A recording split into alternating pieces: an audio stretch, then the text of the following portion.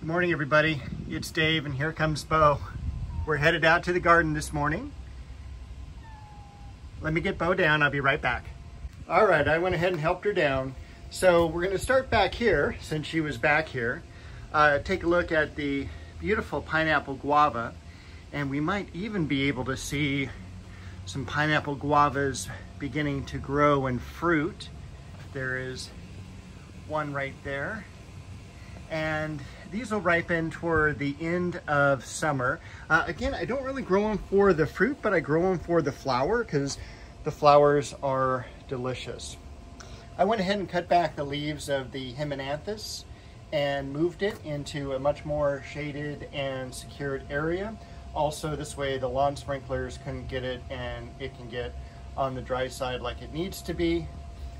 Over here, the Heliotropium, I also cut back, and in fact I worked on this whole area of the yard over the last couple of days. Happy 4th of July to everyone. I am filming this on 4th of July, and this will be posted I think on the 6th, if I remember correctly. And it also kind of passes July 5th, which is my anniversary in the nursery trade. My very first job working in a nursery was starting July 5th, 1986, if you can remember that far back. One of the roses here from Antique Rose Emporium looks very beautiful. A few other roses I also got from them that I eventually need to get into the ground. We've got beautiful variegated dogwood here. Pseudo Chamilia. Lemon verbena, type of hibiscus. And by the way, the Pseudo Chamilia, this is Stewartia Pseudo Chamilia. We've got the beautiful taro plant here, the beautiful bow underneath, next to a macadamia seedling. This was a seedling that came up right next to the macadamia tree, and hopefully Bo won't take it out, but we'll see. She thinks it's catnip, it's not. Over here, some of the sedums, some strawberry and lamium in the background. We've got a very loud cat this morning. The regular Hemianthus here. I cut the Trachelospermum back. Fig from the fig tree here. And we've got a ton of figs as well coming on. Now, one way also, if you wonder how to tell when figs are ripe from the tree itself, is that the fruit will actually hang down, and that's because it has all those sugars finally stored up in the fruit. I cleaned up this area as well, and here's the catnip for Bo, although she doesn't seem very interested this morning.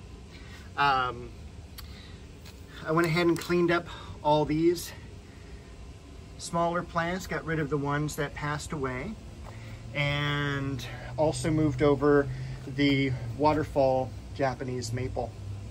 This is the styrax as well. I went ahead and pruned that back, and again, hopefully we'll get that into the ground next winter.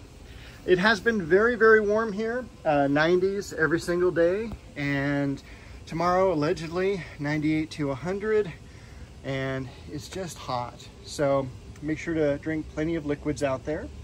I did get through and do some more weeding and generally cutting back a lot of the plants here. I wanted to show you also how exciting. These are Amaryllis bulbs. Look how large they are. And this was one of the smaller sets of Amaryllis bulbs that I had planted. So keep in mind, a bulb like this, man, that may be now $7, $8. This is Amaryllis belladonna. They call it Naked Lady because the foliage comes up in the springtime, and then the flower comes up usually August, September, and it doesn't have any foliage. So it's just kind of a stem with beautiful trumpet pink flowers on it. Bo's gonna join us here as well. She loves to walk on the rocks. And let's see, what else do I want to show you back here? I need to definitely prune. Look how thick and dense that lavender trumpet vine has gotten on the fence there. We do have some Echinacea Echeveria is a cactus. Echinacea is purple coneflower. We also have some white impatiens down below. And again, a tremendous plant of lemon balm.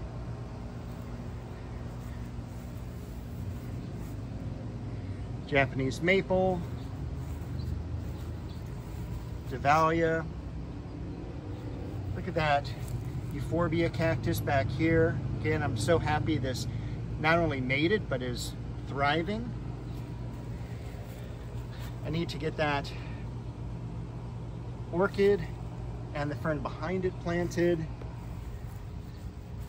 The yarrow blooming, scented geranium, Japanese maple Shishigashira. These Shastas are about done. You can already see them kind of flopping over, but a great bloom cycle this year. Magnolia Solangiana Elizabeth. Japanese maple bloodgood. A very crispy Clivia underneath that shade cloth. The shade cloth is helping, but like I say, it's been in the mid 90s for so many days now, and it is just hurting. It's just not in enough shade, and I keep hoping that the tree will grow a little bit quicker to provide some shade, and also the sun dropping in the horizon gives us a little bit quicker days, and so hopefully they'll be in some shade pretty soon.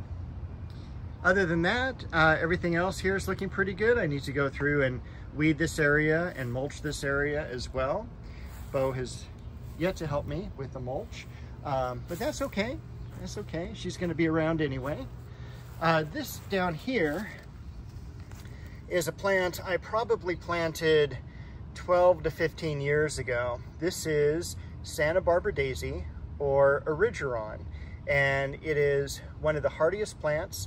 Half day to full day sun, loves hillsides, and it is, I believe it's a native of California. I'm not 100% sure on that, but it is very drought tolerant, very easy to grow, and it is just I'd give it a 10 for a garden plant. The Hosta over here, another plant that wishes there was a little bit more shade, and I think I'm going to be making a kind of a teepee around it with some stakes and throwing some shade cloth over this on the dogwood. It is overall holding up pretty good, and like I say, we're already through June into July, and it just needs a little bit more shade. Over here, again, just an outstanding daylily from White Flower Farms. Down here, the ajuga that we transplanted that was originally over in this far bed over here. It's doing really great. We haven't seen the hemlock lately.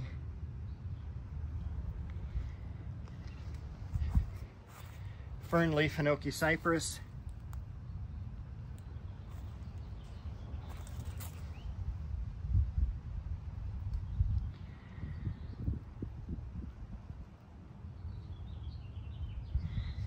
Everything looking pretty good back here. Even a Cecile Brunner blooming. And if I didn't show you, as I reverse speed here, making sure Bo's not behind me, I did cut back the arbor.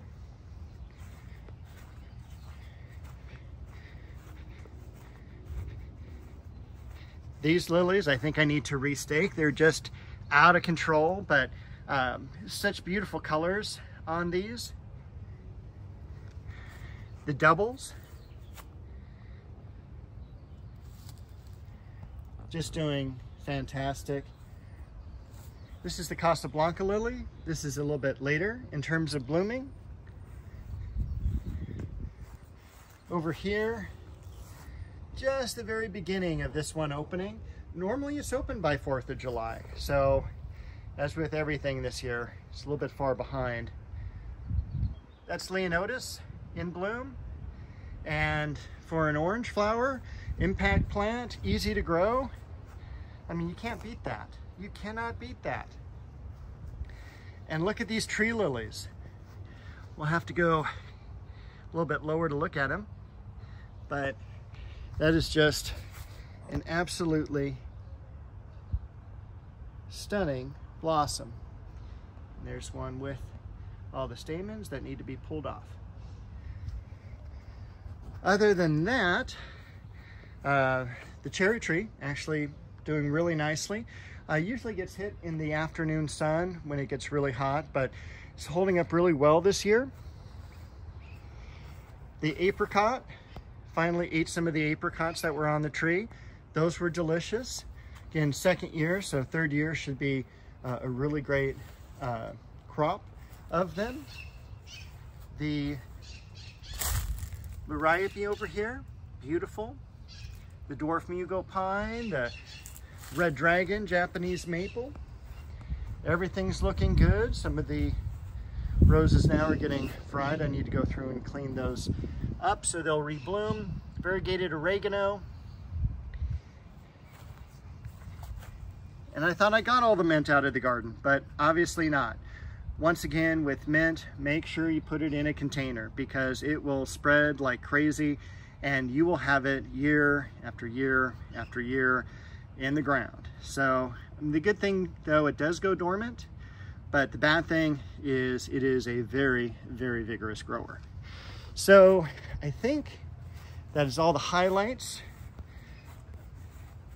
Look at the nectarines here. And we'll go over here to the peaches.